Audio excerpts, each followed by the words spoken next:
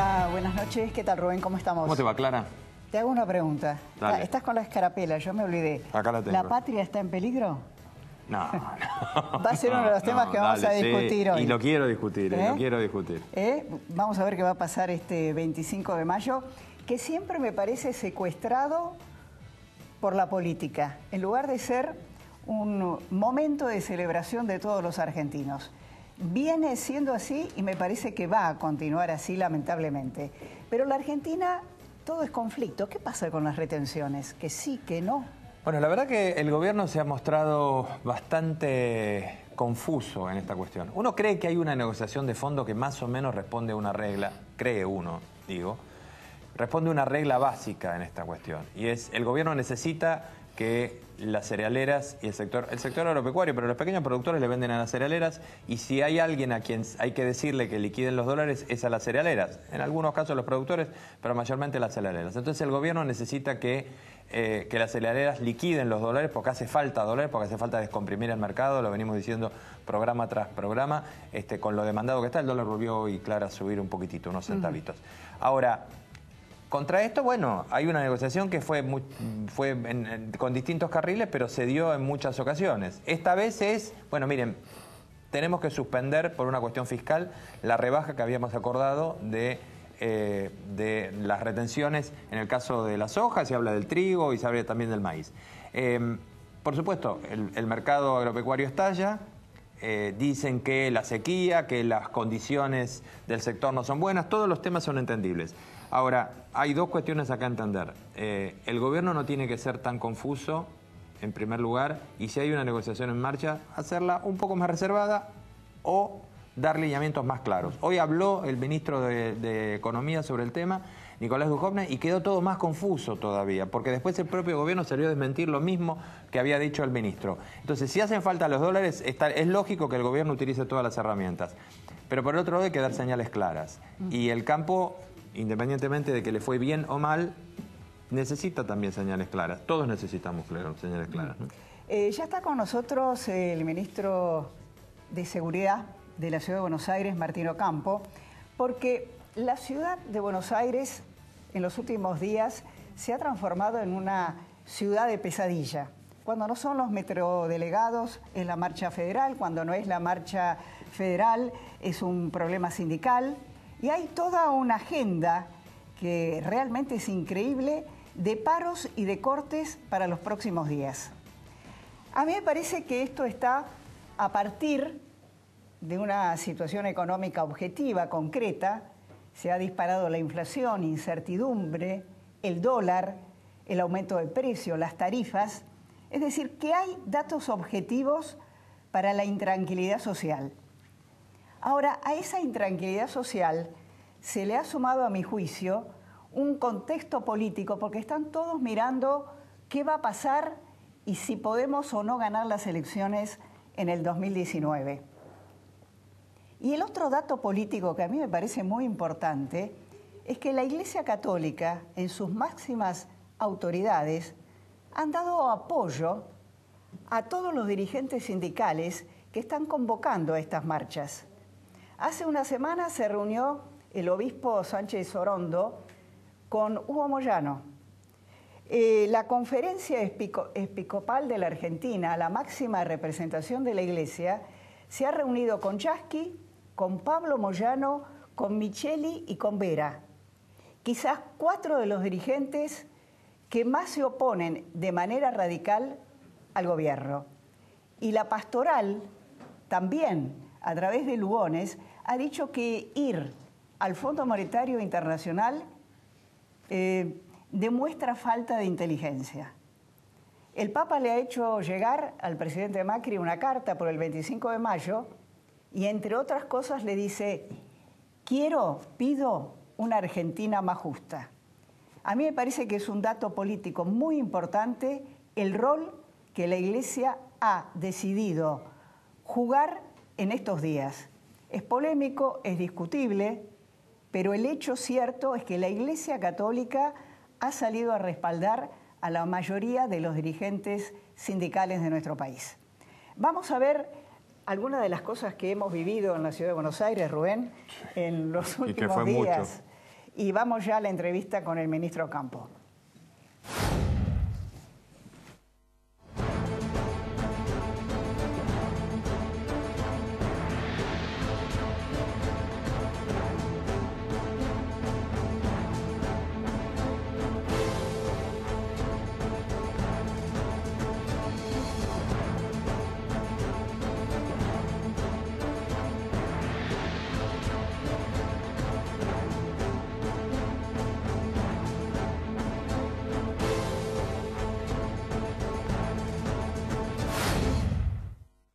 Ministro Campo, gracias por estar con nosotros. No, gracias a ustedes por la invitación. Hay una decisión, a partir de lo que pasó con el tema metrodelegados, una decisión política de tratar de impedir este infierno que es la ciudad de Buenos Aires todos los días. El caso de los metrodelegados es un caso muy particular, ¿no? Son casos de personas que están violando la ley. Y lo que hicimos ahí fue hacer cesar la comisión de un delito. Estas personas se pusieron en las vías e impidieron que el subte funcionara, y eso es una violación al 194 del Código Penal. Y lo que hizo la policía es, como en otros casos de otros delitos, intervenir en esa circunstancia y poner a los detenidos a disposición de la justicia. Y esto no tiene tanto que ver con la cuestión de reconstrucción del salario, la discusión salarial o la discusión en torno a los sindicatos. Una discusión entre cumplimiento de la ley y no cumplimiento de la ley. Y seas delegado, seas metrodelegado, seas dirigente social, seas dirigente político, todos tenemos que cumplir la ley. Ahora, ¿hay posibilidades de evitar este infierno de todos los días o es misión imposible? Porque políticamente todos los días tenemos una y todos los días la gente está con una tensión y un estrés tremendo. Ahora, sinceramente, ¿es posible tratar de encauzar esto? Porque a mí me parece imposible. No, sinceramente, políticamente imposible. No, yo creo que es posible. Es posible encontrar un camino en el que puedan convivir los dos derechos. El derecho a transitar y el derecho a manifestarse. Correcto. Y peticionar. Nosotros tratamos a través de la intervención policial y la intervención de los agentes de tránsito de que cuando se organiza una movilización, esa movilización sea lo más organizada posible, que afecte a la menor cantidad de gente. Es decir, tratamos todo el tiempo, pasó en el caso de los metrodelegados y pasa habitualmente la 9 de julio, que no afecte el metrobús, porque en el metrobús se transporta la mayor cantidad de los trabajadores en la ciudad de Buenos Aires, y tratamos de que sea ordenado. Lógicamente hay algunos que buscan el desorden por sí, y ahí cuando ellos buscan el desorden nosotros trabajamos ya directamente con la policía, pero sí, mientras tanto evitamos estas situaciones con el diálogo con las organizaciones sociales, con los sindicatos, tratando de llevar esto a un canal en que puedan convivir esos derechos. Ahora, yo no me quiero poner en el defensor de mano dura ni nada por el estilo, pero el otro día, como bien usted lo dice, se cometió un delito federal. Sí. Estuvieron 2 horas presos. Sí, pero yo acá quiero digamos, que si mañana yo digo, a ver, vamos a cortar el subte de vuelta, y es gratis casi cortarlo. Yo no creo que sea gratis. Y ayer pasó una cosa muy importante el día de anteayer, que es que si vos ves, los fiscales de la ciudad le tomaron declaración indagatoria el mismo día. Sí. Es decir, alguna vez en otros procedimientos donde intervienen la justicia nacional o la justicia federal, no se le toma indagatoria tan rápidamente. Acá en el caso estaba la prueba colectada por parte de la policía, se lo puso a disposición del fiscal y el fiscal automáticamente le imputó los hechos. Son penas que tienen un máximo de 2 años de prisión, no son en principio situaciones que merezcan tener una prisión preventiva, y aparte el comportamiento de ellos no estaba configurada para la prisión preventiva. Supongo que si hubiera un comportamiento de obstrucción a la justicia o de profugarse, los fiscales hubieran solicitado esa prisión preventiva. Es gratis, porque la ley marca que no pasa nada. Pero hay que dejar que estos procesos avancen. Le das un susto, le sube la presión, lo llevan. Yo tengo mucha confianza en lo que pasó. No murió nadie, pero podría haber muerto alguien. Por primera vez interviene la justicia de la ciudad. No, eso está bien.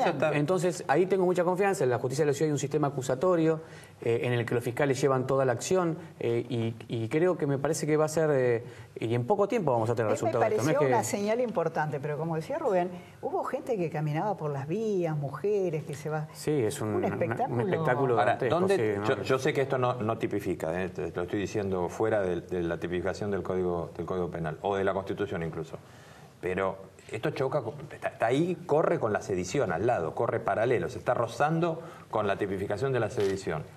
No hay un intento, no parece que sería hacer un intento de destituir un gobierno. No, pero sí de debilitarlo. Lo único que uno tiene que ver en esa circunstancia es si estas situaciones que se van dando en muchos lados tienen algún punto de encuentro como y un sistema de planificación. Lo que digo es, si lo de los subtes tiene que ver con el paro de otros sindicatos, si los que pasan en la calle un día distinto al paro de subte también tiene que ver, y está todo concatenado en un plan para desarticular políticas del gobierno y afectar la credibilidad pública del gobierno. Diciendo, pone que nos tiran gas y lacrimógeno, digamos, hay una configuración política. Al rato aparece Eve visitándolo, digamos, todo es una puesta en escena que la vimos. Claramente hay personajes de la política que están tratando de generar una situación de deterioro en el gobierno, o estarán buscando en esta manera que tienen algunos dirigentes de cuando peor es mejor, ¿no? Sí. Claro. Me parece que eso la Argentina lo tiene que desterrar y eso va a tener el castigo de la gente. Lo sufre con el voto. A ver, yo no lo digo por el gobierno nada más, lo digo por el millón de personas que lo sufrieron ese día y que están a merced de sufrirlo en cualquier momento. Yo digo, esta gente, estos dirigentes políticos que apoyan a estos señores que se denominan trabajadores y que lo que hicieron fue afectar a 1 millón de trabajadores que en forma introspectiva de un momento para el otro decidieron dejar a la gente varada en la ciudad de Buenos Aires por horas. ¿Parece que la gente va a acompañar este tipo de propuestas políticas? Yo creo que la gente no los va a acompañar. Pero el estrés de esa gente y la indignación de esa gente, porque por supuesto. Fíjate, un sindicato que no está reconocido de 2.700 personas pusieron en jaque y secuestraron a 1 millón de personas en la Argentina. Y eso va a tener su impacto político. Yo creo que en la democracia estas conductas se pagan con el voto. Y estos dirigentes políticos, todos ellos vienen de la militancia política, o son sectores de la izquierda que tienen baja representatividad electoral, o sectores del kirchnerismo que están claramente identificados, por eso estaba Eve y muchos dirigentes de legisladores. Van a tener el resultado de lo que están haciendo, se va a ver en las urnas. Y yo creo que ahí es donde los argentinos y los porteños en este caso tienen que dar el mensaje que este tipo de procedimientos, estas acciones donde, como decía, se mantienen en el rehén a 1 millón de personas, hay que desterrarlo. Ahora, ¿sabés lo que pasa, Martín? Vos decís que en las urnas, ustedes ganaron las elecciones con el 50% de los votos. En la ciudad. Y no les importó, siguen cortando las calles todos los días. Ellos deben estar creyendo que la pueden ganar así, no se convencen. Yo creo que un fracaso, otro fracaso electoral los va a ir siendo, se van a dar cuenta, en algún momento se tienen que dar cuenta que la gente no quiere eso. Ustedes no pueden impedir los cortes que van a venir todos los días de acá hasta... Nosotros vamos a hacer que los cortes sean ordenados, que la movilización sea ordenada y que no haya cortes, y que no haya cortes en el sentido de que, claro, si hay miles de personas, el volumen de las personas ya lo corta, pero si hay 100 personas no pueden cortar toda la 9 de julio. Tengo una pregunta de algo que se está hablando en estos días. ¿Qué va a cambiar? Porque la gente quizás no lo entiende. Está en tratamiento, según se dice en el Ministerio de Trabajo de la Nación, el tema de la declaración del servicio esencial. Que Tomada evitó hacerlo y jugueteó con eso todo lo que pudo. A ver, el servicio público de transporte subterráneo es esencial. Más allá de la declaración que pueda hacer el Ministerio de Trabajo, es esencial. Está en la propia normativa de la ciudad, la ley de subterráneos de la Ciudad de Buenos Aires, me tocó ser parte de la redacción de esa ley, y dice en un momento que el contrato de concesión fija los parámetros de los servicios del servicio esencial, y el contrato de concesión lo fijó. Es decir, que ya el sistema de subterráneos de Buenos Aires ha sido declarado un servicio público esencial. Y es por eso que es tan importante que no se pueda cortar el ¿Eso qué implica? Eso implica que la empresa, primero, no se puede cortar, la empresa está obligada de alguna manera a garantizar que se preste el servicio. Esto significa que el derecho a huelga se ve limitado en el sentido de que, como esto afecta tanto a la comunidad, se puede hacer de una manera que esté prefijada, con guardias mínimas. Esto es más o menos como si los hospitales y las guardias de los hospitales hicieran paro. Bueno, cuando hay paro de los hospitales, no hay paro en las guardias siguen atendiendo.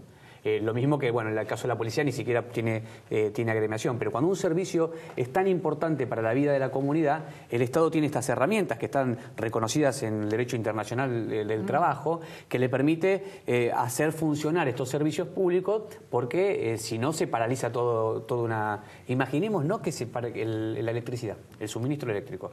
Si hay un paro de suministro y nos quedamos todos sin electricidad, tiene un impacto sobre la economía terrible eso, y sobre la vida cotidiana peor todavía. Entonces, en esos casos son declarados esenciales. Ahora, estos metrodelegados, si persisten en esa conducta, ¿pueden ser despedidos o no pueden ser despedidos? Pueden ser despedidos. ¿La empresa los puede despedir? La empresa los puede despedir. Hay alguna situación particular con aquellos que tienen el estatus de delegado, pero aquellos que no son delegados pueden ser despedidos. Porque esos claramente no tienen ningún tipo de privilegio en términos de las prerrogativas que le dan a los delegados en términos de la protesta sindical. Acá hay una interna entre la UTA, digamos, todo el mundo es preso de una interna entre la UTA y metrodelegados. Una interna que la alimentó el kirchnerismo. Sí, pero que se resolvió. Y les dejó de regalo un mes antes de irse. 10 minutos antes. 10 minutos antes, claro. sí, con un compromiso tan bueno con el país. Eso siguió, esa interna siguió y se resolvió, porque la Corte Suprema de Justicia resolvió. Entonces, al resolver la Corte, ahora lo que queda es que instrumentar lo resuelto por la Corte. Nosotros vamos a dialogar con el sindicato que tenga el reconocimiento para dialogar. Pero lo que queda para arreglar es la parte más complicada. Y queda hacer todo el encauzarlo proceso. A Segovia, en la ley. No, bueno, eso la ley lo va a encauzar. La ley, las sanciones en la ley, estos procesos yo tengo que... van a avanzar y van a tener las sanciones. Yo creo que claramente se ve que hubo un entorpecimiento, están probadas, la resistencia a la autoridad también está probada, es decir, lo que falta es todo el proceso que tienen para defenderse en un sistema institucional, en la justicia de la ciudad, pero yo creo que van a tener la sanción que corresponde y no van a poder seguir haciendo estas cosas. Cuando la ley se aplique, porque uno de los puntos centrales en la Argentina que nosotros queremos es una Argentina en que todos seamos esclavos de la ley para ser libres, porque la ley es lo que nos hace libres. Si nosotros respetamos toda la ley, el país va a cambiar muchísimo para bien. Mire, yo cuando venía para acá, el taxista me decía, yo lo voté a Macri, lo voté porque me prometieron que iban a terminar con los piquetes. Y los taxistas son de los más afectados por los piquetes, porque no pueden trabajar, se movilizan, quedan horas varados en algunos lugares. Plata, los que tienen que llegar a ver un familiar. Uno los ve, la verdad que les da pena, porque se les bajan los pasajeros. ¿Qué le digo a ese taxista? Que lo vamos a resolver. Y que lo estamos resolviendo. Nosotros tenemos un plan de trabajo sobre el tema de los piquetes. Por ejemplo, esto te decía yo, cortes chiquitos de pocas personas cortando, no se ven. Corte del Metrobús, no se ve. Tenemos incluso estadística propia que llevamos nosotros de cantidad de carriles cortados, lo que era un lugar común, Callao y Corrientes, que se cortaba todos los días. Bueno, hoy no se corta, que alguna vez cuando se movilizan ahí, dejan carriles y la policía interviene. ¿Para qué? Para dejar que haya carriles libres, para que el resto podamos transitar por la ciudad. ¿Le podemos confiar más en la policía correccional de la ciudad que en Comodoro Pi, ese tipo de cosas? Yo le tengo el sistema procesal de la ciudad, no es solamente porque son mejores o peores, sino porque el sistema procesal de la ciudad es un sistema procesal mucho más ágil. Y es oralizado, y es despapelizado, con lo cual eso va a hacer que los procesos avancen rápidamente. Lo que vos pasabas años en llamar indagatoria, por ahí en algunos casos, en estos casos ni siquiera lo llamaban indagatoria, hoy, el mismo día de la detención, estas personas que incumplieron con la ley ya fueron llamados a indagatoria. A mi amigo taxista le voy a decir, ver para creer. Pero que crea, es cuestión de tiempo, no se cambia una realidad de tanto tiempo de un día para el otro, pero vamos en el camino correcto, estamos convencidos de que hay que cambiarlo y aparte tenemos el compromiso político de que esto está mal. Y cuando nosotros decimos que está mal, el acto seguido es desarrollar políticas para cambiarlo. Ministro, muchas gracias. No, gracias a ustedes. Bueno, ahora vamos a ver una parte de la conferencia de Duhovne, que es ministro coordinador de coordinadores. Sí. Pero dijo que no. Dijo que no. Y no va a haber ningún nombramiento raro. Dijo que no, que en realidad él organiza. Vamos a ver lo que decía y lo vamos a discutir por qué llegamos a esta situación económica con 3 jóvenes economistas que tuvieron la posibilidad de estar con el presidente del Banco Central, Adolfo Sturzenegger. Veamos a Duhovne. Acá nadie está ni arriba ni abajo de nadie, somos todos ministros, ¿no? Porque tanto Mario, Gustavo, el resto de los ministros tenemos el mismo rango y lo que hemos hecho es un cambio en cómo nos organizamos en algunos temas. Entonces yo lo que estoy haciendo es coordinar a los ministros que más injerencia tienen en el área económica para que lo que tiene que ver con las decisiones que afectan gasto, crecimiento, precios, haya una unidad conceptual monolítica, coordinada, y donde además esa relación entre los ministros y bueno, el Ministerio de Hacienda, que va a estar coordinando esa relación, y el Banco Central funcione de la manera más aceitada posible.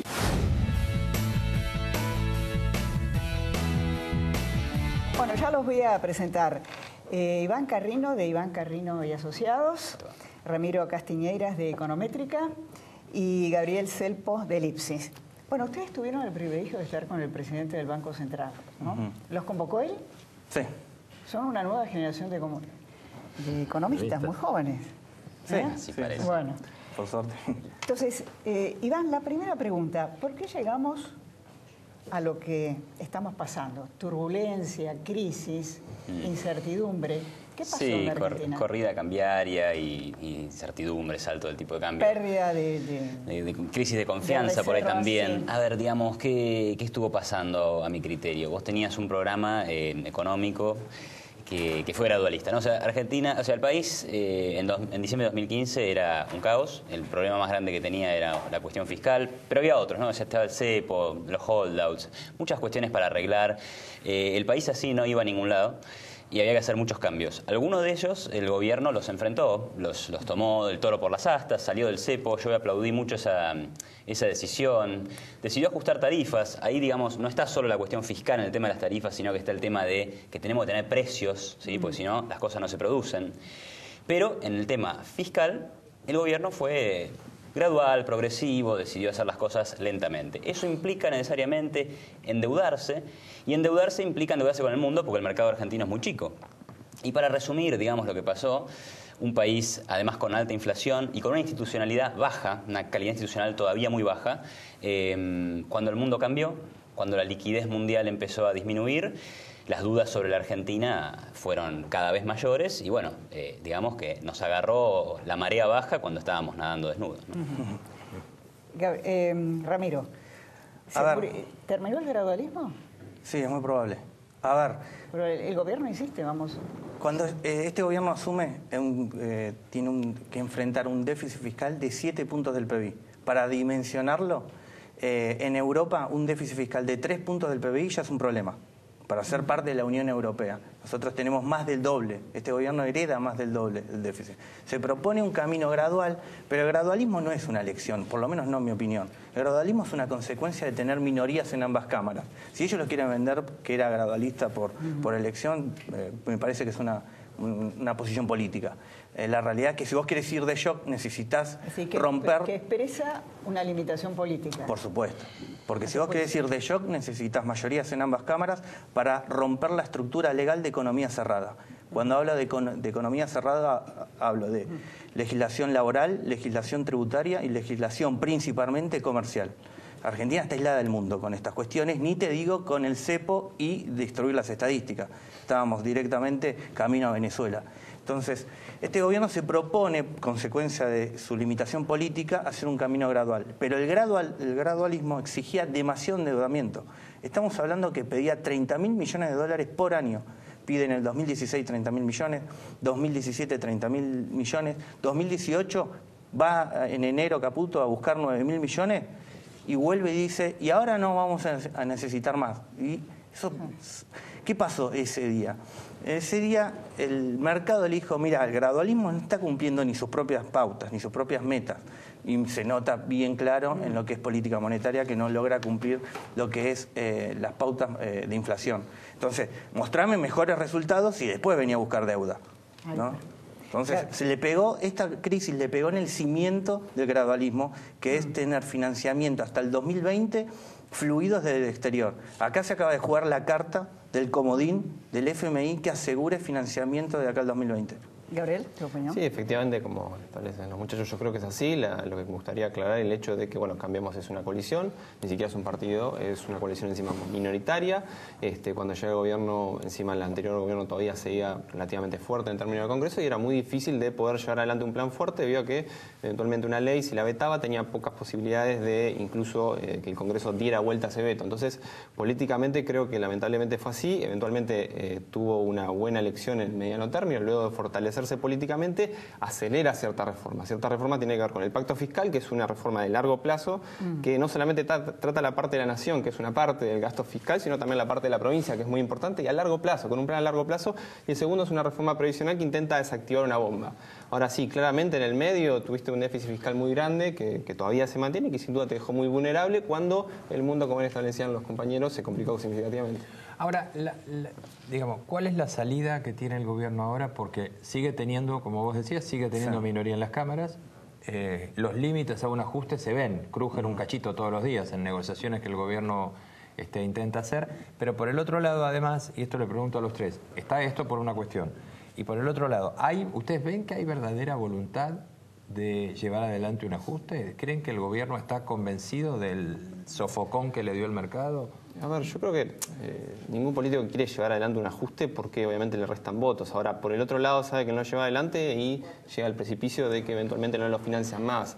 Yo creo que este gobierno entiende particularmente y es bastante pragmático, por eso recurre al FMI, por eso empezó a bajar, bajar subsidios y subir tarifas aunque le pegara, debido a que necesita necesariamente hacer el ajuste. Yo creo que está necesitado, intenta hacer el mayor gradualismo posible y acá estamos, en una situación global donde tiene que acelerar mucho más los ajustes como lo venía realizando anteriormente.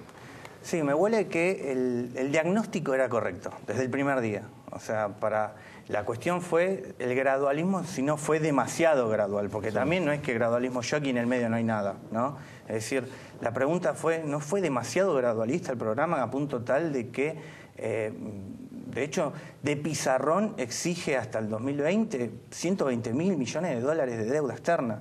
Es decir, el nivel de endeudamiento que exige de pizarrón, o sea, es muy elevado y lo toma Macri, ¿quién lo paga? En consecuencia, el próximo gobierno va a tener voluntad de pagar la deuda. Macri se la pasa diciendo que no hay que tomar deuda para que lo paguen los nietos. Bueno, a ver, por eso... Pero lo van a pagar los nietos. Acá es la oportunidad. Esto que yo te decía, que el FMI es un comodín, o sea, el plan A se acaba de agotar. Apenas cambió el contexto internacional, en la primera bala cayó Argentina. O sea, fuimos al FMI justamente porque se nos agota el crédito. O sea, en un contexto que queríamos mucha plata 4 años más. Ahora, ¿qué es lo que va a pedir el fondo? Bueno, el fondo, digamos, ¿qué te pide? En general te pide que seas más ordenado en tus cuentas fiscales, probablemente pida acelerar un poquito el gradualismo, algunas metas fiscales más ambiciosas. Yo lo que veo que acercándonos a las elecciones, todo esto va a ser mucho más difícil todavía implementarlo. Bueno, pero ahí yo quería hacer un comentario en función de lo que decían ellos, que me parece que tiendo a coincidir. Estamos hablando de las cuestiones urgentes, o sea, la cuestión urgente es esto, digamos, parar la corrida, restablecer la confianza, que la economía pueda volver a crecer, estabilizar la cuestión de la inflación. Eso es lo urgente. Ahora, en términos de largo plazo, algunos comentarios de largo plazo, Argentina se equivocó de modelo. O sea, Argentina tiene que cambiar cosas profundas. Tenemos déficit fiscal hace 70 años, pero tenemos un Estado grande, ¿sí? Un Estado de 40% del PBI. Tenemos un Estado al que le pedimos demasiadas cosas, que regula demasiadas cosas, como decía Ramiro. Un comercio totalmente cerrado, un mercado laboral totalmente regulado. Fíjate vos que criticamos mucho los monopolios y nadie discute que el único que paga jubilaciones en Argentina es el Estado. Es el monopolio del pago de jubilaciones. Nadie lo discute. No se puede discutir eso. Está políticamente incorrecto discutir eso, ¿sí? Eso genera gasto, genera ineficiencia y encima es un monopolio. O sea que no sabemos lo que podría funcionar en competencia. Tampoco tenemos un sistema legal para combatirlos, como un sistema legal eficiente para combatir monopolios. No lo tenemos. Claro, pero si lo tuviéramos, digamos, tendríamos que discutir también los monopolios públicos. Tenemos un Estado que tiene empresas como YPF, Correo Argentino, Aerolíneas Argentinas. No te mueven el amperímetro de lo fiscal, pero digo, en términos de modelo, ¿hacia dónde queremos ir? Argentina tiene una presión tributaria gigantesca. Si no la bajamos, ¿qué inversiones queremos? Entonces, entiendo que hay una reforma, sí, pero digamos, hay que discutir muy profundamente el modelo de país, porque eso es lo que nos está trayendo mal hace tantos años. Esto trae una otra urgencia, y es que hay elecciones. Ya el gobierno se venía anticipando, lanzando candidaturas, pero ahora hay elecciones. Y ahora el mercado se empieza a preocupar. Esta semana los operadores hablaban mucho de, bueno, ¿y qué pasa si Macri no consigue reelegir? Es lo mismo que le pasa al campo. El campo ahora dice, no, nosotros no aflojamos, no podemos, sequía, está todo mal, no podemos aflojar un peso. Pero si el campo, digamos, si le cambia, salta la pelota política de vuelta, el campo no va a tener a nadie a quien pedirle que negociar. Digamos, ¿cómo hacemos con este escenario? Porque están las urgencias, pero también hay una urgencia política. A ver, está lo estructural, que muy bien lo aclaraba Iván. Argentina le pifió de modelo. En pleno proceso de globalización, Argentina se escondió. O sea, en vez de usar el Mercosur como plataforma para vender al mundo, fue directamente una muralla para escondernos del mundo, por ejemplo. ¿No? Entonces ahí le pifiamos nada más que de modelo. Como le pifiamos y como la economía se estancaba, directamente le dimos nada más que al gasto público para subsistir. Entonces, nos fuimos, el cuadro va empeorando y después al gasto público le damos a la maquinita para financiarlo. Entonces estamos cerrados con mucho gasto público, inflación. Ahora tenemos mucha deuda para frenar la inflación, pero el gasto público no se toca. Entonces, hay mucho para corregir. Y todo esto el FMI lo sabe y también sabe mucho de la historia argentina. Y sabe también que va a haber elecciones. Entonces, primero, lo urgente. Lo urgente es, primero, frenar la inflación, desactivar la bomba de las LEVAC. Después, seguramente lo fiscal... El muchacho con el que ustedes estuvieron reunidos esta semana está con ideas un poco creativas para eso. Vamos a ver si las aplican, el swap y... Sí, me parece que las ideas van a venir del FMI en lo que es política monetaria. Vamos a ver hasta dónde llega la independencia de ese lado. Yo les quería, porque en el medio de todo esto, Elisa Carrió habla y participa de los temas económicos, no solo de tarifas.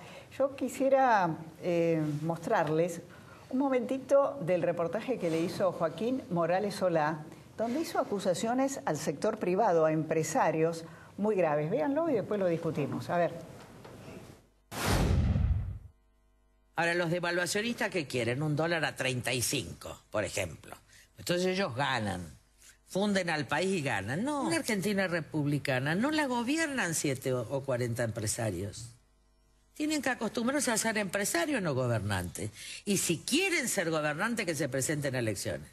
Si Paolo Roca quiere ser presidente de la Argentina, que se presente a elecciones. Yo le disputo. Si Aunequian quiere ser presidente de la Argentina, que se presente a elecciones. Yo le disputo. Acá es una crítica al sector privado muy fuerte. Con nombres y apellidos. ¿no? Con nombres y apellidos. Yo, digamos, voy a coincidir con Carrió en una cuestión. De acusar y de ponerse en contra de los devaluacionistas. Estoy muy de acuerdo. ¿No? Argentina, digamos, el tipo de cambio subió en Argentina, no sé, 7 millones% desde los años 40. Entonces, y no ganamos competitividad, la economía no creció, digamos, no somos una potencia exportadora. Así que en ese sentido estoy de acuerdo. No estoy de acuerdo con lo que seguramente ella cree, que los devaluacionistas son 3 tipos que compran dólares y hacen subir el dólar. Bueno, digamos, eso no. Es verdad que hay gente que le gusta que suba el dólar, sobre todo en términos reales. Entonces, ahí estaría la diferencia, ¿no? Otras cosas que dice Carrió, como por ejemplo, que los ojeros liquiden más rápido, que la culpa de la inflación lo tienen los empresarios. Ahí, digamos, que en esos temas económicos parece que no los maneja y pifia bastante, ¿no? Sí, perdón. Perdón. No, que a mí me da escucho los nombres que menciona, Roca, Urnequian, me parece que está mezclando más internas del gobierno que cuestiones reales, porque digamos, los devaluacionistas me parece que estaban en otro lado, pero bueno, no importa. Respecto a la inflación, Argentina tiene 1000 recetas criollas de lo que genera inflación, que no cruzan la frontera argentina, Todos esos inventos de que el dólar genera inflación, de que el empresariado genera inflación, de que el asalariado genera inflación, lo único que genera inflación, y lo dice cualquier manual de economía, es la emisión monetaria. Si Argentina no corta la emisión monetaria, no va a cortar la inflación. En consecuencia, lo que va a pedir el FMI es que, por favor, se sumen al mundo y corten la emisión monetaria. Gabriel, sí, realmente con la parte monetaria no termino de coincidir, pero me parece que el ¿No problema... terminás de coincidir? No, pero más allá de eso, pero el problema es que capaz que yendo para lo de Carrió, pasó un poco con las retenciones. El problema es que actualmente el modelo no es sostenible a largo plazo, o sea, todavía tiene un déficit fiscal grande, un déficit de cuenta corriente, no es sostenible esta situación y tiene que seguir mejorándose.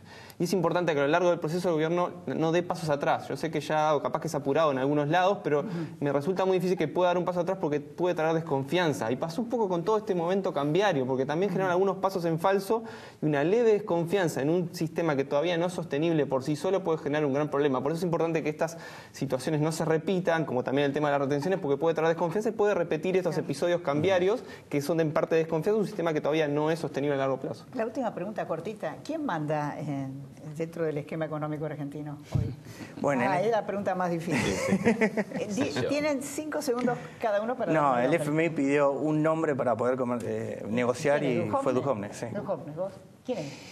No hay una persona y el que quiera hacer tiene que lidiar con los sindicatos, los empresarios, los políticos, es complicadísimo. Sí, al principio era la parte política intentando ganar las elecciones, ahora es la parte fiscal principalmente intentando de que no explote y se complique la situación. ¿Y el nombre? ¿Quién manda? Creo que hoy en día va a ser Duhovne, claramente. Que va a llevar Esperemos. A los tres muchísimas gracias. Fernando Iglesias, Daniel Arroyo en el próximo bloque.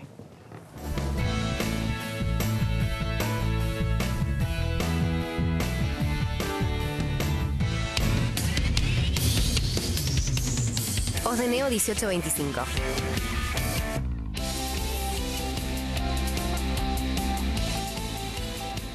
Estamos. ¿Qué es crecer para vos? ¿Viste entrar a Abu?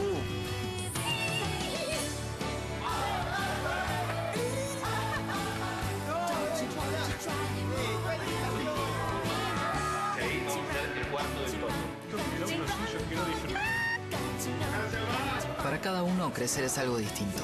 Lo importante es tener quien te acompañe. ¿Te parece que hice un video? Banco Ciudad te quiere ver crecer. Un sindicato como la UTGRA tiene miles de trabajadores, pero cuando se trata de tu formación y tu educación, para nosotros sos el único. Tu trabajo es atender a la gente. El nuestro es servirte a vos.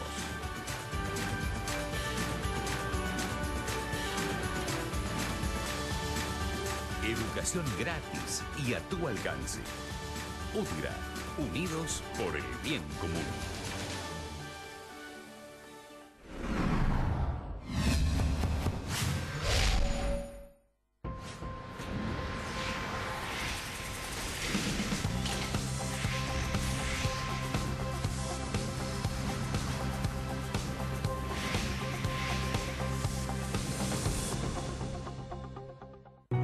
SAME Provincia ya está cuidando a 8 millones de bonaerenses y seguimos trabajando para llegar a todos. Si quieres saber más, ingresa en gba.gov.ar/salud. Buenos Aires Provincia. Entre todos, podemos más. Vivimos en una región que es la reserva alimentaria del planeta, donde la sanidad animal está presente, la producción crece y evoluciona día tras día.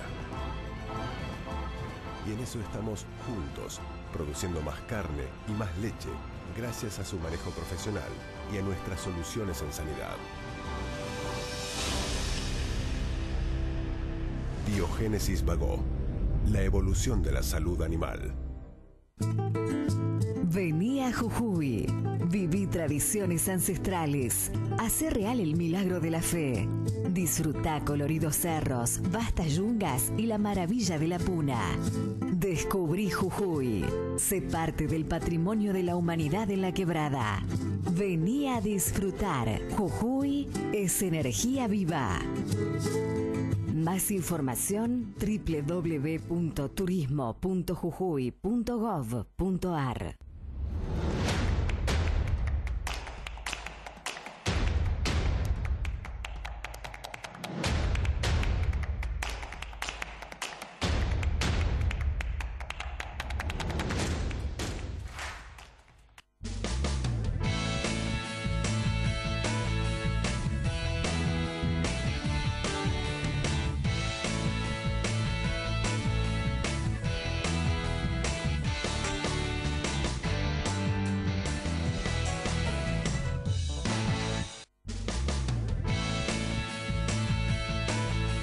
Bueno, Fernando Iglesias, gracias por estar aquí. Hola, Daniel, Clara. muchísimas gracias. Gracias. Se ha abierto una polémica. Con ustedes vamos a hablar de varios temas, ¿no? De esta Argentina tan turbulenta, no sé qué palabra utilizar. ¿Por qué ha aparecido esa grieta, o se ha profundizado, o es la continuidad de la grieta de los actores con respecto al acto del 25 de mayo? Vamos a ver una mezcla de todo lo que dijeron de un lado y del otro. Veámoslo. El 25 de mayo yo voy con mi familia al obelisco a cantar el himno, porque con el Fondo Monetario Internacional La patria está en peligro. Porque con el Fondo Monetario Internacional la patria está en peligro. Porque con el FMI la patria está en peligro. Porque con el FMI la patria peligra. El 25 de mayo no voy a ir a la 9 de julio a cantar La patria está en peligro y el himno nacional. La patria estuvo en peligro con todo lo que se robaron. Es una pena que muchos de los actores salgan a decir que la Argentina está en peligro, poniendo una carita así para que veamos que todavía no se le caen los mofletes. Actores que prácticamente no los conozco, o muchos que nunca más me voy a olvidar porque fueron los que señalaron con el dedo a muchos otros actores que no eran acá, en un momento donde no se podía hablar. Bueno, seguimos con esta historia. ¿Está la patria en peligro? Por supuesto que no, pero ¿cómo analizas esto? Y después Daniel también. Mira, yo empecé mi discurso del otro día en la Cámara, que era sobre el tema de tarifas, pero se trató el tema también de FMI, recordando un párrafo bastante largo del boletín oficial del año 1946, gobierno del general Perón, donde decía que la Argentina tenía que participar de los nuevos organismos financieros recién creados del FMI, aun cuando eso significara algún tipo de sacrificio a su autonomía y qué sé yo, porque tenía que formar parte de la comunidad internacional. No nos aceptaron en el 46, pues, las objeciones fueron varias, entre otras la entrada de nazis, se sabe bien cómo era, pero el primer intento de que la Argentina formara parte del FMI lo hizo el general Perón, ¿no? Y hay una larga historia de idas al FMI de varios gobiernos peronistas. Acá el FMI, esgrimirlo como cuco, no sirve. Me parece que hay que ser pragmáticos. Acá la única forma de evitar ir a la hiperinflación o a un ajuste mayúsculo es endeudarse, y endeudarse a tasa baja. Mientras se pudo, no se hizo con el FMI. Hoy las condiciones han cambiado. Las tasas que ofrece el FMI son aproximadamente la mitad de los que ofrecen. Nosotros no vamos a hacer la que hizo Kirchner, que se desendeudó de una deuda del FMI que estaba al 3-4% para endeudarse con Chávez al 14%. Ahí sí que la patria estuvo en peligro, nos rifamos en esa maniobra publicitaria $1.000 millones para que los muchachos no inspeccionaran las matufias que armaba el kirchnerismo. La verdad es que me parece que este dramatismo y esto, la frase también es enojosa, porque me parece que lo que está en peligro es la mafia que gobernó el país, está en peligro de ir a la cárcel y que se consideren a ellos mismos la patria, es lo que hicieron durante 12 años. Daniel. Yo mañana voy a ir al obelisco. Creo que acá no hay ningún problema de gobernabilidad. Sí hay un problema de gestión económica. Yo creo que el modelo económico está entrando en turbulencias complicadas y realmente la cosa se está complicando. No veo ningún problema de gobernabilidad, pero en esencia acá hay tres problemas a mi modo de ver. Uno, está empeorando la situación social, eso es evidente. Los próximos datos del INDEC van a marcar que hay más pobreza, está claro. Y sobre todo, para mí, lo que define hoy la realidad social es el sobreendeudamiento de la familia. Todo el mundo debe plata. Como la plata no alcanza, como los costos fijos son altos, por luz, por gas, por agua, por todo, la gente termina endeudándose, pateando en cuotas, en la financiera de la esquina, a la vuelta, a tasas altísimas. Ahora, ¿hay registro de esto que vos decís? Sí, claramente. Bueno, acabo de hacer una investigación, un periodista justamente, que dice que se ha triplicado los créditos pedidos a los que llamamos nosotros financieras formales, las que están en las esquinas. No estoy hablando, después de eso hay dos niveles más, el prestamista del barrio y el que vende droga, que es el que tiene billete.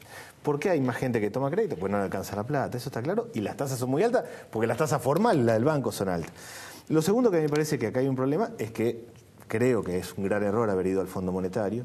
Sí es cierto que el Fondo Monetario tiene tasas más bajas, pero genera condicionalidades muy altas en lo que hace al recorte del gasto. Eso está claro, históricamente es así, y vamos a un recorte del gasto. Se podrá discutir si está bien o mal, lo que está claro es que va a empeorar la situación social y va a haber más movilizaciones y más conflictos. Ahora, ¿hay alguna alternativa a recortar el gasto? Yo creo, por un lado... ¿De dónde sacamos lo que falta?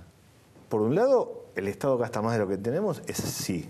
El gobierno aumentó el gasto, hay más ministerios que antes, hay más secretarías, más subsecretarías, y gran parte del aumento ha tenido que ver con la toma de deuda. Tomar deuda no es gratuito, es pagar intereses, y gran parte de lo que se compensó quitándole subsidio a las tarifas fue ahí. ¿Qué creo yo? Que hay que repensar la estructura del Estado, y a mí me parece que lo que debería hacer el gobierno es convocar un Consejo Económico Social, juntar empresarios, trabajadores, definir metas de inflación de verdad, economías regionales, qué vamos a cuidar, hacer un programa serio, razonable, y no andar viendo por dónde vas a recortar, que claramente complica. Hay un razonamiento ahí que es... está bien, ahora a ver, se paga más intereses por endeudamiento, esto es una realidad, pero... veníamos de un déficit de casi 7 puntos. Absolutamente. Que hoy no hay un déficit de 7 puntos. Hoy lo que tenemos es... Entonces, yo puedo entender que administramos mal las cargas. Pero además la situación era explosiva. Yo lo veo así esto. El gobierno anterior le dejó un enfermo con 39 grados de temperatura y muy complicado. Creo yo que el gobierno metió un ajuste encima y lo llevó a 41 grados. No es que no estaba enfermo, estaba complicado, pero encaró no un camino de articular y definir cadenas productivas, sino de más ajuste objetivamente. Pues es que le aumentó la fiebre. Yo creo que le aumentó la fiebre y digo que estaba enfermo. No estoy diciendo que estaba bárbaro, sino que estaba enfermo. Me parece que, bueno, que lo que escuchamos es que los problemas que se generaron durante la política de kirchnerista se solucionan con más política kirchnerista. Este es básicamente lo que venimos escuchando, tanto del kirchnerismo como del Frente Renovador, lamentablemente ahora también de una cierta parte del peronismo republicano, que plantea, por ejemplo, retrotraer las tarifas, cuando uno de los grandes problemas que tenemos, justamente del déficit, es tarifas inexistentes y subsidios distribuidos regresivamente desde el punto de vista social. Y la verdad que decir que el gobierno tomó un enfermo de 39 grados y lo llevó a 41 grados es injusto. Nadie niega las dificultades y nadie niega los errores que se pueden haber cometido, pero este gobierno recibió un país que llevaba 4 años de recesión, hace 7 trimestres que crece la economía. Recibió un país en el cual la pobreza subía 1 punto todos los años hasta llegar al 30%, la bajó y la bajó fuertemente hasta el 25%. Tiene razón Daniel, probablemente ese fenómeno se estabilice o inclusive pueda haber algún retroceso parcial, pero la voluntad clara del gobierno es eso. Recibimos un país que no creaba empleo. El año pasado se crearon 600.000 puestos de trabajo, récord desde el año 2003, después de la salida de la crisis. Recibimos un país con un déficit primario que crecía 1 o 2 puntos todos los años. Creo que el año que más creció fue el año en que el señor Massa, del Frente Renovador, fue jefe de gabinete, que subió 2 puntos. Ahora bajó poco, sí, pero bajó 1 punto. Los impuestos crecieron sistemáticamente hasta llegar al 42%. También eso bajó 1 punto. Es decir, puede haber críticas, puede haber habido un exceso de gradualismo, y puede haber habido poca previsión sobre la rapidez del cambio del escenario internacional. Pero la verdad que decir que las cosas han empeorado desde cuando dejaron al país con cepo cambiario, con default, con recesión de 4 años, pobreza creciente, 30% de pobres y la gente haciendo sus necesidades en pozo, me parece por lo menos injusto. Daniel, vos dijiste yo voy a ir al obelisco. ¿Cómo se diferencian ustedes del kirchnerismo? Porque va a ser un acto, me da la sensación, fundamentalmente kirchnerista. Yo recuerdo que han tenido en algún momento una actitud crítica, pero si van todos al obelisco y todos dicen la patria está en peligro, ¿cómo hacen ustedes para diferenciarse? Primero, creo, no equivocarme, mañana va a ser un acto muy multitudinario de mucha gente, de mucha gente, kirchnerista, no kirchnerista, de distintas cuestiones. Me parece que va a ser kirchnerista y la izquierda, que están cada vez... hay mucho más en Argentina, objetivamente. Hay familias, hay mucha gente que le está pasando mal. Yo creo... eso sí. Pero además me parece que estamos ante una situación que también nosotros, oposición, estamos equivocando. Yo creo que estamos ante una situación de vacío. Mucha gente que votó al gobierno, que estaba de acuerdo, gente que no votó, pero le tenía ganas. Hay una sociedad sana que quiere que al gobierno le vaya bien, porque la lógica es, si al gobierno le va bien, yo voy a laburar, voy a andar bien. Esa sociedad tiene la sensación de que el gobierno va mal, se desenganchó y no ve nada enfrente. Hay una situación de vacío, acá hay una responsabilidad también de la oposición, no solo del gobierno, de la oposición, de construir y ocupar ese vacío. Yo le tengo mucho miedo al desenganche de la gente con la política, realmente.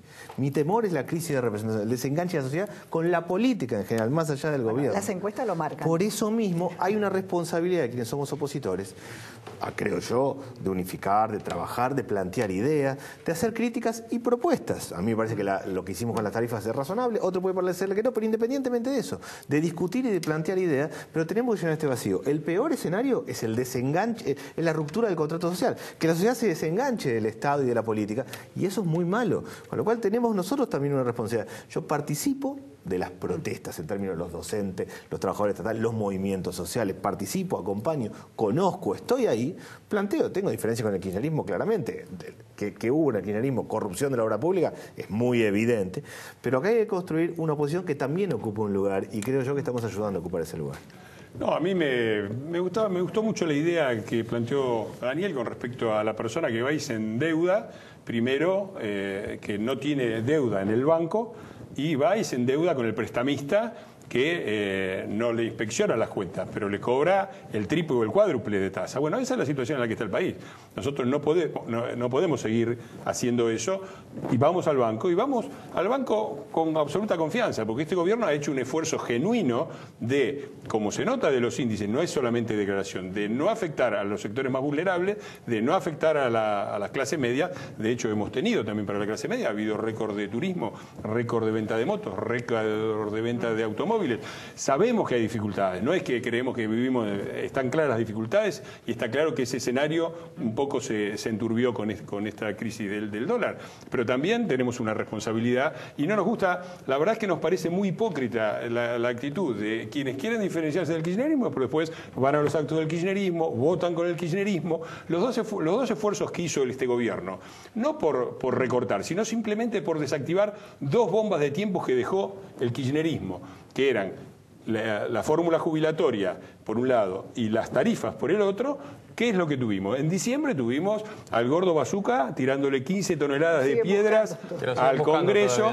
Todavía está prófugo y si hubiera entrado nos linchaban a todos, ¿no? Y dentro estaba la oposición, y cuando digo la oposición, no solamente el kirchnerismo, el Frente Renovador, el trotskismo, festejando la suspensión de sesión. Y la otra fue con las tarifas. ¿Y cuál es la actitud que tienen? Sin explicar de dónde sale la plata, plantear retrotraer a un esquema que... A los dos. No quiero cometer ninguna falta de respeto con nadie, con ninguno de los actores, pero la mayor parte de los que escuché no sé si saben algo de economía.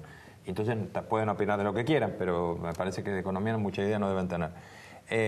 ¿No hubiera sido mejor, a los dos se los digo, de cada lado, ¿no hubiera sido mejor que el gobierno asumiera con adultez la necesidad de financiar un programa de reformas y hubiera ido originalmente al Fondo Monetario a pedir dinero más barato que le financiara este programa de reformas con el que nos permitía salir de lo que veníamos? Yo creo que hubiera sido adulto reconocer que había un problema serio, buscar un sistema de financiamiento. Yo no lo hubiera buscado en el Fondo Monetario. Yo he trabajado en varios países evaluando programas de Fondo Monetario y Banco Mundial, impacto, en varios países de América Latina. Y todos son de la misma situación. Son condicionalidades muy fuertes, es objetivo, es así. He recorrido varios países de América Latina, con lo cual a mí me parece, yo creo que necesitaba endeudarse y tomar un sistema de financiamiento, que tenía que salir del cepo, era claro, pero no era con el Fondo Monetario. Ahí tenía la posibilidad, sí, se le puede criticar un montón de cosas al kirchnerismo. El gran valor es que lo dejó sin deuda y que le permitió al gobierno endeudarse. Le faltó un plan de desarrollo, objetivamente le faltó un plan de desarrollo. Y lo que está haciendo ahora el ministro coordinador corre el riesgo de cometer el mismo error. Junto a un montón de ministros y si usted recorta acá, fíjate, tenemos que llegar al 20%, va a ir al fondo, el fondo va a decir, no es suficiente, volvé. Falta un plan de desarrollo, objetivamente. Y creo que requiere de más actores. A mí cada vez que me convocó el jefe de gabinete yo fui, llevé mi carpeta, planteé todas las ideas, creo sanamente, yo quiero que el gobierno vaya bien. Ahora, objetivamente no tiene un modelo de desarrollo, está tratando de tapar como puede. ¿Te viste con Peña? Varias veces, y de verdad, alguien podrá creer, yo quiero que el gobierno le vaya bien, pero en esencia, yo recorro los barrios todo el tiempo, la gente quiere que al gobierno le vaya bien. Si algo, creo yo, abusado el gobierno, es de la buena cosa de la gente. La sociedad no me cabe la menor duda. Ahora hay algunos dirigentes que yo... Hay algunos que uno tiene alguna porque lo han dicho además. Pero de los 44 millones de habitantes del grueso es sociedad. La gente... El club de helicópteros. No, pero la gente tiene ganas que le vaya bien al hay gobierno. Hay un club de los subsidiados pero lo que quiero decir, no es que quiere que le vaya a cualquier gobierno, porque si le va bien al gobierno, va a funcionar su vida cotidiana. La gente está claro que quiere que al gobierno le vaya bien, la oposición no queda nada claro. Y para responder a tu pregunta, sí, eso se puede decir. Ahora, creo que es una respuesta política que dieron los economistas que estaban antes. Yo creo que uno de los problemas, y he sido uno de los críticos de esa posición del gobierno, la he escrito cuando no era diputado nacional, yo creo no haber hecho un diagnóstico más claro y más pesimista con respecto a la realidad de la situación. También es cierto lo que dice María Eugenia, que es difícil tenés que ir a pedir plata, es difícil decir estoy quebrado, préstame. Bueno, las responsabilidades del presidente también son esas. Ahora, la verdad es que el gran problema económico que tiene la Argentina es que estos muchachos dejaron todo destruido, todo destruido. Es decir, si vos dejas un país en recesión está bien, porque no es tan difícil, es difícil salir de una recesión. Pero el problema es cuando tenés que salir de la recesión y al mismo tiempo bajar la inflación. Y tenés que bajar la inflación, pero al mismo tiempo tenés que reestructurar las tarifas. Y todo eso junto, ¿cómo se hace? ¿Y cómo se hace para bajar el déficit fiscal si no podés subir impuestos y a la vez tenés que bajar los impuestos? Y a la vez tenés que hacer la obra pública, porque dejaron la obra pública destruida, es decir, dejaron un país arrasado. Entonces, las cosas, el gran problema que tiene el gobierno es que sus objetivos son contradictorios. Bajar la inflación es contradictorio con aumentar el crecimiento en el corto plazo, por lo menos. Y bajar el déficit es contradictorio con hacer obra pública. Entonces, ¿qué hizo el gobierno? Apeló al único activo que realmente habían dejado intocado, no por razones santas, sino porque hicieron toda esa propaganda con los holdouts, los buitres y qué sé yo. Entonces dejaron una deuda externa relativamente baja. Fue el activo al que apeló el gobierno mientras el escenario internacional se lo permitió. Ahora no lo permite más y vamos a tener que, obviamente, probablemente lo que haya que hacer es entre dos objetivos contradictorios priorizar uno y tratar de mantener el otro. Bueno, eso es lo que se viene. La pregunta acá ya nos queda un minuto. ¿Querías decir algo vos? No, yo tomo lo de la adultez. A mí me parece que cuando el gobierno deje de hablar del kirchnerismo y se concentra en encarar un programa, el adolescente le echa la culpa al resto. Dice, el profesor tomó algo que no había dado, es la culpa de mi mamá, de mi papá. Cuando uno es adulto, sabe que está.